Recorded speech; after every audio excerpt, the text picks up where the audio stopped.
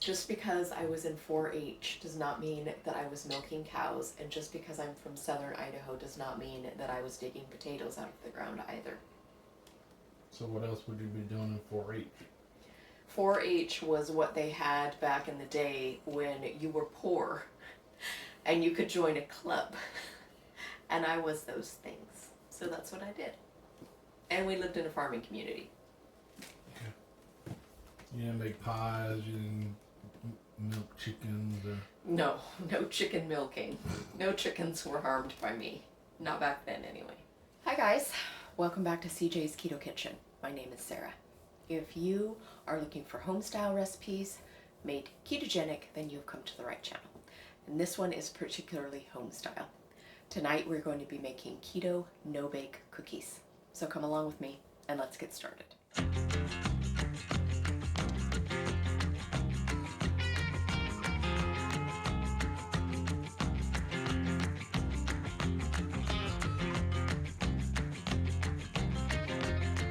So I could wax nostalgic all day long about these cookies. No-bake cookies have been around since Depression times, but this particular version was a family favorite of mine. It was my dad's favorite cookie, and as I'm sure you'll probably see in our gush, I did learn to make the non-keto version of these in 4-H. Traditionally they're made with oatmeal, but we're going to be putting keto ingredients instead. So let's go ahead and see what we need. So you are going to need a medium-sized bowl for mixing up your non-bake ingredients. 2 tablespoons of butter, which we are going to melt. I have vanilla extract here. I have 3 tablespoons of powdered natural sweetener, which is erythritol monk fruit in this case, but use whatever powdered sweetener that you enjoy that is low carb. We are also going to be using cocoa powder. This is just 100% cacao, unsweetened natural cocoa powder. We are also going to be putting in some unsweetened coconut flakes. And to mine, I'm going to be adding some freshly chopped roasted peanuts. These are optional, but I'm excited about it because they provide wonderful texture. You are also going to need some kind of tray or dish. These are not going to be baked, so you can use whatever kind that you want just to hold your no-bake cookies while they chill. Because these have very soft ingredients, we are going to need to put them in the refrigerator or freezer for a little while just to help them set up, and you will also store them there as well. I have placed parchment paper on my baking tray. You could also use a silicone mat, but I would recommend using at least either one of those 2. Let's go ahead and get started. So I'm just going to put the melted butter in the bottom of my bowl. Into my butter, I'm going to go ahead and add my vanilla extract. I'm also going to put my natural sweetener in there, and I'm just going to kind of mix that around a little bit just to get it dissolving in our butter. Now I'm going to add the cocoa powder, and you want 2 tablespoons of this, and you don't need it to be firmly packed, just lightly.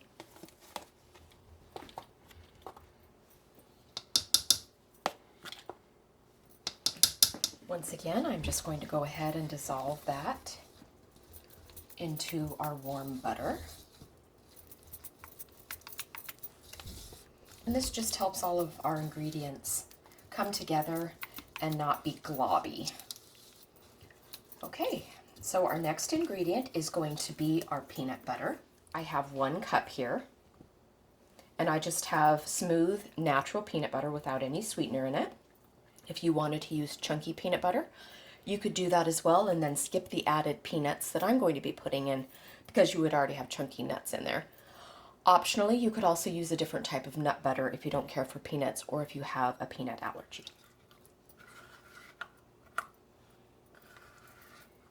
And I'm just going to go ahead and start stirring that around. So as I mentioned when I was talking about the parchment paper and my baking tray, this is going to be a very soft cookie. So we are going to need to put it in the freezer for a few minutes to help it set up. And you also will have to keep this no-bake cookie refrigerated because of the soft consistency. That is the nature of the butter and the peanut butter.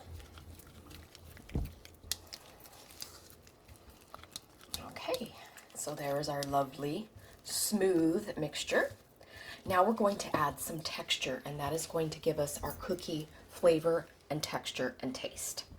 So the first thing that I'm going to add is the unsweetened coconut flakes. I just found mine at Walmart, but you can get them wherever you'd like. Sometimes they come in a larger flake, so if you want something that's a bit smaller, you could always grind them up. But these are a nice small size already. And I am going to be adding 2/3 of a cup into my cookie batter. So traditionally, no-bake cookies are made with oatmeal, and they also have a granulated sugar base that you would boil to make like a syrup. And we are skipping that step here because this is really no cook, no bake. So I'm going to be adding in about 1/3 of a cup of my chopped roasted peanuts. As I stated in the beginning, this is totally optional, but I like the texture that is going to give our no-bake cookies. All right, so I am just going to stir this all together and get everything well incorporated.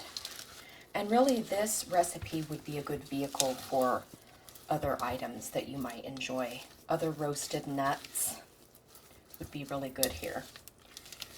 But this gives a really pretty chunky texture. And so if you were looking for something that has some texture and some crunch, especially when you first start the ketogenic lifestyle, this is really helpful because this acts basically as a fat bomb. Gives you that little bit of fat mixed with some protein. All right, so we have everything combined. I'm going to go ahead and clean off my spatula. Then I am going to be using a cookie baller to make my no-bake cookies and place them on the tray. But you could just use a couple of spoons if you wanted to. You could make them any shape you want. Optionally, you could press them into silicone molds if you wanted to do that as well. So I am just going to take my cookie baller, and as I said before, this is going to be very soft. We are going to need to freeze these in order to make them into a cookie shape so that they're easily handled. So I'm going to go ahead and do likewise until I have completely emptied my bowl, and then I'm going to pop these into my freezer for probably about 15 to 20 minutes, and then I'll be able to take them off the parchment paper. I like using a cookie baller because it keeps them relatively the same size. But as I said before, you could just use a spoon if you wanted. Okay, so I fit 12 on my baking sheet. I still have a little bit of cookie batter left that I will be placing on another sheet. And I will be right back after I pop this in the freezer.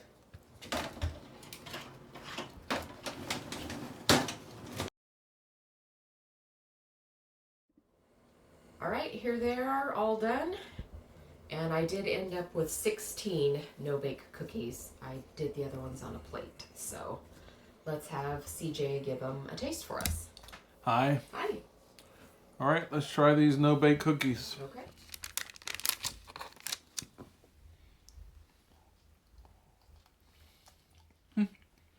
Really good. Really crunchy. I think the peanuts do add another textural component. I don't really taste the coconut. I mean, I see the coconut. I taste it as far as I'm chewing it, texture, but I don't taste it as far as coconut. I know you're not a big coconut fan. And it's really got a bold chocolate taste. So I think I would have made it a little sweeter. Okay. Because I'm thinking that the peanuts and stuff might have even dampened down the sweetness just a little bit. But anyway, it's really good. I think people will like it. We don't need to always have a bunch of stuff that's super sweet. That's true. Thanks. Bye.